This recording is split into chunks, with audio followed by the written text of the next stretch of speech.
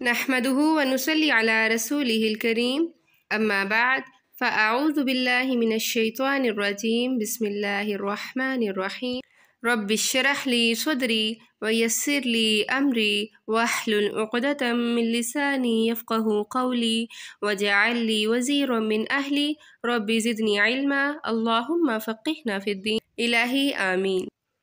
سورہ نساء آیت 11 سے 19 تک تاکید کرتا ہے تمہیں اللہ تمہاری اولاد کے بارے میں۔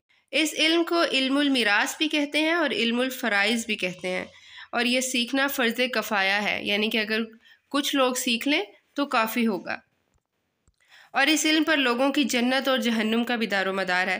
لہٰذا کوشش کریں کہ اگر آپ کا میتھس اچھا ہے تو وہ آپ ہی ہوں جو اس علم کو سیکھیں۔ وراثت کی 3 بنیادیں ہیں۔ پہلی بنیاد ہے قرابت داری، یعنی کہ جو نسبت سے ہوتی ہے، جیسے نکاح سے۔ نسبت سے کیا ہے کہ آپ کے پیرنٹ سے آپ کی نسبت ہے۔ پھر نکاح سے یعنی کہ بیوی یا زوج سے جو نسبت ہوتی ہے، اور اس میں اولاد بھی آ جائے گی۔ پھر ہے ولا یعنی غلام، اور یاد رہے کہ مالک اپنے غلام کا وارث ہوتا ہے۔ یہ 3 طرح کی قرابت داری ہو گئی۔ دوسری بنیاد ہے ضرورت، یعنی کس کو کتنا حصہ ملے گا، اس کی بنیاد ضرورت ہے، یعنی اولاد زیادہ ضرورت مند ہے یا والدین، اور مرد کو زیادہ حصہ دیا عورت کو کم کیوں؟ کیونکہ مرد کی ضرورت زیادہ ہے، مرد کے پاس رسپانسبلٹی زیادہ ہے۔ تیسری جو وراثت کی بنیاد رکھی گئی ہے وہ ہے تقسیم دولت، یعنی کہ سرکولیشن آف منی، اور وہ کیوں تقسیم ہو؟ تاکہ مال ایک جگہ پر نہ رہے بلکہ آگے آگے ٹرانسفر ہو، اور یہ circulation of money circulation of blood کی طرح امپورٹنٹ ہے۔ اب یہ جاننا بھی ضروری ہے کہ کون لوگ وراثت کے حقدار نہیں ہیں۔ مسلمان کافر کا اور کافر مسلمان کا وارث نہیں ہو سکتا، یعنی کہ والدین اور اولاد میں اگر کوئی کافر ہے تو اس کو حصہ نہیں جائے گا۔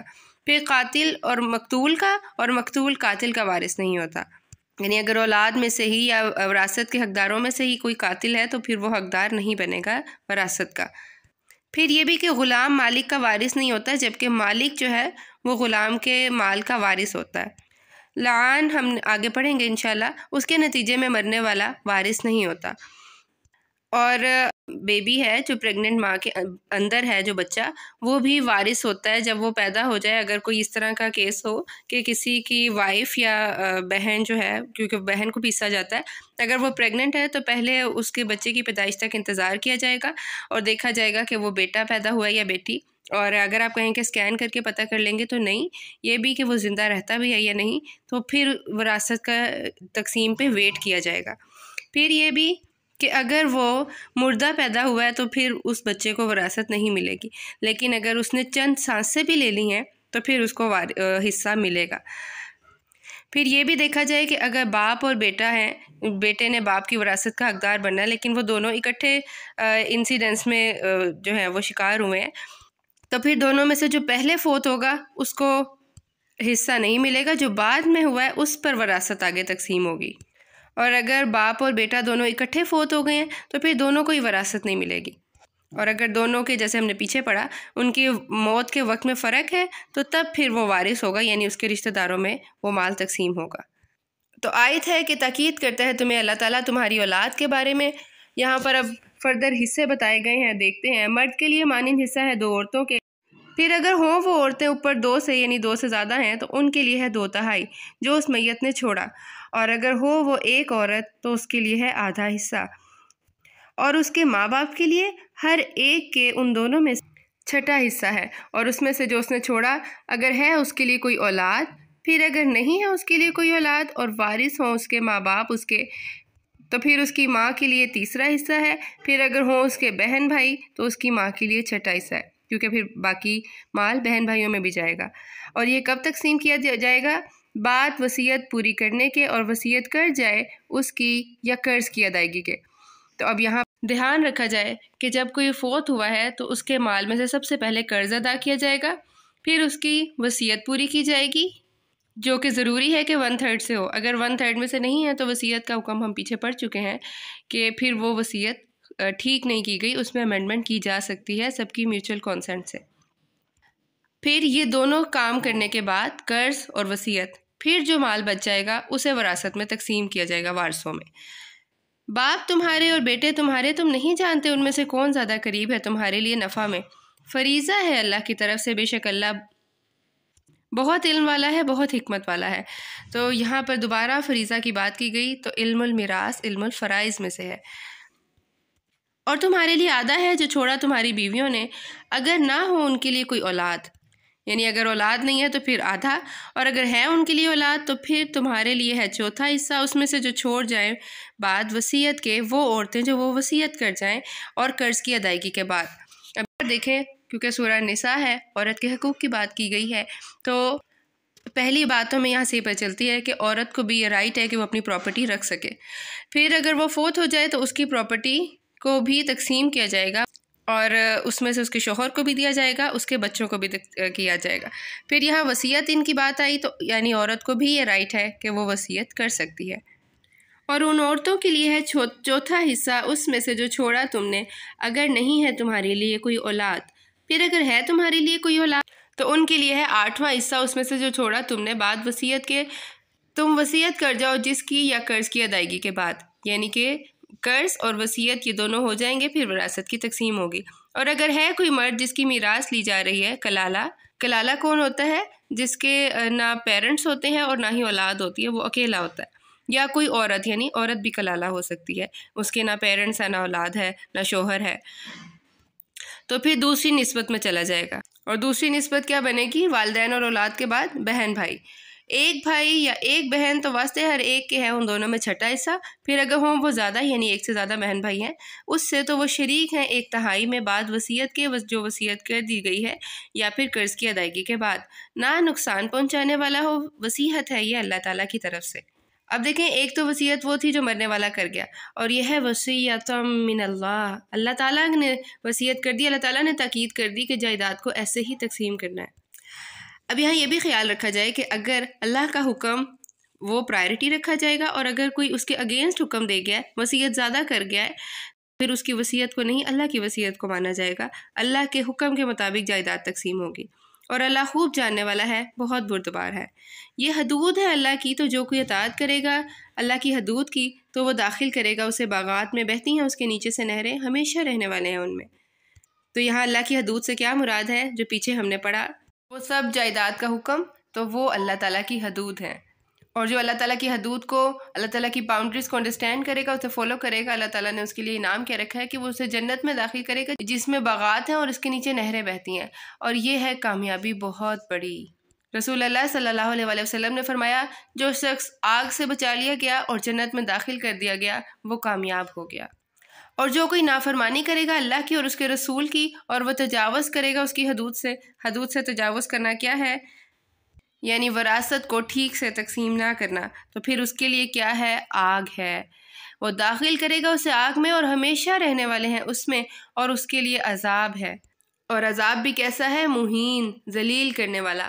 اور وہ عورتیں جو آئیں بے حیائی کو، اب آگے یہ فرد زنا کے بارے میں آیت ہے، اور وہ عورتیں جو آئیں بے حیائی کو، فاحشہ کیا ہے؟ فحش ایسی برائی کو کہتے ہیں جس کا اثر دوسروں پر بھی پڑے، جو برائی جانی پہچانی ہو اور وہ شرعن اور عرفن بری سمجھی جائے۔ دوسرا فاحشہ کا مطلب زنا ہے، اور تیسرا اس کا مطلب ہے کھلی برائی۔ اب یہاں پر زنا کرنے والی عورت کی سزا بتائی جا رہی ہے۔ اسلام میں سزا کا تصور یہ ہے کہ جب جرم ثابت ہو تو پھر انصاف کے تقاضے پورے کر کر اسے سزا دی جائے۔ دوسرا یہ کہ گواہ بھی ہوں، اور گواہ جو ہیں وہ عادل ہوں، اور پھر سزا کے بعد انہیں چھوڑ دیا جائے، انہیں کوئی طعنہ نہ دیا جائے۔ تیسرا یہ کہ اگر اس پر کوئی حد لاگو ہوتی ہے تو پھر وہ حد جاری کرے، اور اس کے بعد جب وہ اس سزا کو پورا کر لے تو پھر اسے عزت دی جائے۔ اب یہ جاننا بھی ضروری ہے کہ حد زنا کیا ہے۔ حد زنا دو ہیں۔ پہلی یہ کہ اگر وہ ان میریڈ ہیں، یعنی کنوارا لڑکا اور لڑکی ہیں، اور انہوں نے زنا کیا ہے تو ان کی سزا ہے 100 کوڑے، ہر ایک کو 100 کوڑے لگائے جائیں گے۔ دوسرا کہ اگر وہ شادی شدہ تھے تو پھر انہیں رجم کیا جائے گا۔ اب آیت کو پڑھتے ہیں، اور وہ عورتیں جو آئیں بے حیائی کو تمہاری عورتوں میں سے، تو گواہ مانگو ان پر 4 تم میں سے، یعنی کہ اب 4 گواہ ہوں، پھر اگر وہ گواہی دے دیں تو روک لو انہیں گھروں میں۔ یعنی اگر 4 گواہیاں پوری ہو گئی ہیں تو پھر ان عورتوں کی سزا کیا ہے کہ انہیں گھر میں قید کر دیا جائے۔ اور یہ آیت جو ہے اس کی تلاوت باقی ہے، لیکن حکم منسوخ ہو چکا ہے، کیونکہ زنا کی سزا اب یہ نہیں ہے کہ اگر کوئی 4 گواہوں کے باوجود زنا اس پر جو ہے وہ کنفرم ہو گیا تو پھر اسے گھر بٹھا لیا جائے؟ نہیں، اب سزا وہ ہے 100 کوڑے یا پھر شادی شدہ ہے تو رجم کیا جائے گا۔ تو اس سزا سے پہلے کیا حکم تھا کہ ان کے لیے قید دوام ہے، انہیں ہمیشہ کے لیے گھر میں روک لو، یہاں تک کہ فوت کر دے انہیں اللہ تعالیٰ، یعنی کہ ان کی موت تک کے لیے ان کے لیے قید تھی، یا بنا دے اللہ ان کے لیے کوئی راستہ، یعنی کہ اور اب یہاں سبیلہ سے مراد کیا ہے؟ وہی حد زنا جو اللہ تعالیٰ نے مقرر کر دی سورہ نور میں، جو ہم آگے انشاءاللہ پڑھیں گے۔ واللذانی یأتیانہا، اور وہ 2 مرد جو آئیں اس برائی کو۔ اب یہاں 2 مردوں کی بات کی جا رہی ہے، تو یہاں زنا بھی مراد ہے اور عمل قوم لوط بھی مراد ہے، یعنی کہ 2 مرد جو ہیں وہ آپس میں زنا کر رہے ہیں، یا 2 عورتیں بھی لی جا سکتی ہیں جیسے لیسبینز ہیں، تو اللہ تعالیٰ نے اس سے منع فرمایا ہے۔ منکم، تم میں سے، یعنی کہ وہ مسلم ہوں، یعنی مسلم ہوں گی تو اس پہ یہ سزا لاگو ہوگی۔ وہ 2 مرد جو آئیں تم میں برائی کو اور وہ تم میں سے ہوں تو اذیت دو ان دونوں کو۔ اذا کا لفظ ہم پیچھے بھی پڑھ چکے ہیں۔ اذیت کیا ہوتا ہے؟ جس میں جسمانی اور ذہنی تکلیف دونوں ہوں، پھر اگر وہ دونوں توبہ کر لیں، رک جائیں، پلٹ جائیں اور اصلاح کر لیں تو اعراض کرو۔ اور اعراض کیا کرنا ہے کہ پھر انہیں شرم نہ دلاؤ، پھر انہیں آر نہ دلاؤ، ان کو تانے نہ دو۔ عنہما، ان دونوں سے، چاہے وہ مرد تھے یا عورت تھے، اللہ تعالیٰ کہہ رہے ہیں کہ ان سے اعراض کرو، انہیں معاف کر دو، بے شک اللہ ہے بہت توبہ قبول کرنے والا، نہایت رحم کرنے والا۔ پھر فرمایا بے شک توبہ قبول کرنا اللہ کے ذمے ہے اور یہ اللہ کی مہربانی ہے ان کے لیے جو عمل کرتے ہیں برا جہالت سے۔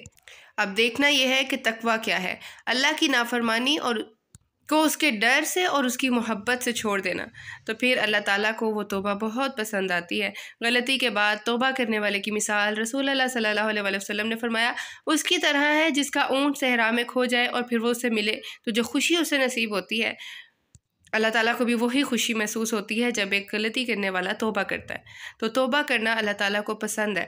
اس کے لیے آپ سورہ زمر آیت 53، سورہ طٰہٰ آیت 82، سورہ توبہ آیت 104، سورہ غافر آیت 85 اور سورہ مومنون 99 اور 100 کو ضرور پڑھیے گا۔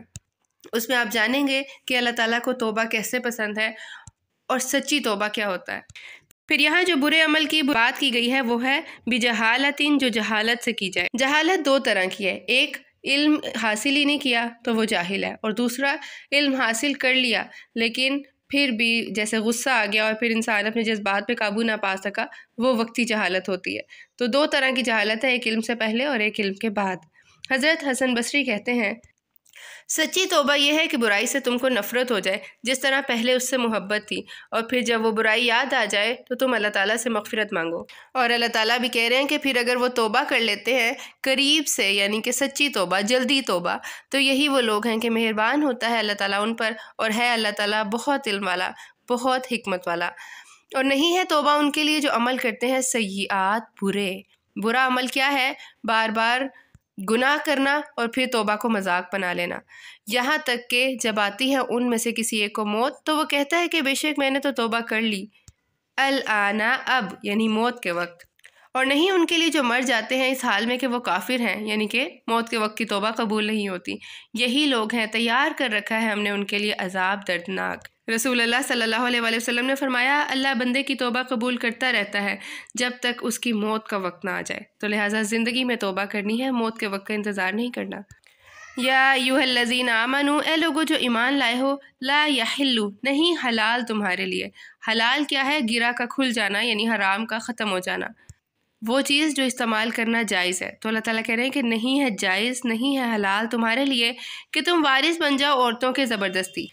کیا حلال نہیں ہے؟ کہ صرف اس کے وارث بنو، جیسے طلاق کے بعد عورت آزاد ہے، اسی طرح شوہر کی وفات کے بعد بھی عورت اپنی عدت پوری کرنے کے بعد آزاد ہو جاتی ہے، وہ کسی اور کی ملکیت نہیں رہتی، تو لہٰذا عورت کو مجبور کر کے اس کو اپنی ملکیت بنانے سے منع کیا گیا، اور دوہرے جاہلیت میں ایسا ہی ہوتا تھا کہ عورت سے اس زبردستی اس کی مرضی کے بغیر نکاح کر لیا جاتا تھا۔ اور اللہ تعالیٰ نے اسے کیا کہا ہے؟ کرہن، یعنی شادی کے بعد شوہر نے مہر کے علاوہ بہت کچھ عورت کے نام کر دیا، اب اگر بن نہیں رہی اور طلاق کی نوبت آ گئی ہے تو پھر وہ اپنا مال واپس نہیں لے سکتا۔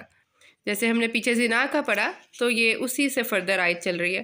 اور نہ تم روکو انہیں تاکہ تم لے جاؤ بعض جو دیا تم نے انہیں، یعنی حق مہر، پھر یہ کہ وہ آئیں بے حیائی کو کھلی، یعنی کہ واقعی 4 گواہوں کی موجودگی میں دیکھ لیا ہو کہ اس نے زنا کیا ہے۔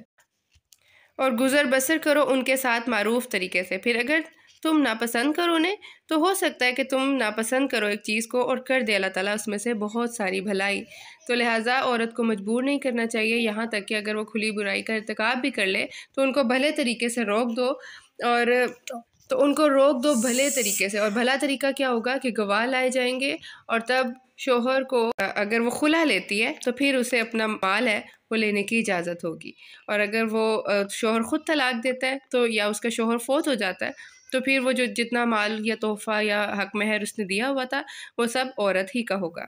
اگر کچھ سمجھ نہ آئی ہو تو آپ کومنٹ میں پوچھ سکتے ہیں۔ اللہ تعالیٰ سے دعا ہے کہ اللہ تعالیٰ ہمیں سمجھنے اور عمل کرنے کی توفیق عطا فرمائے۔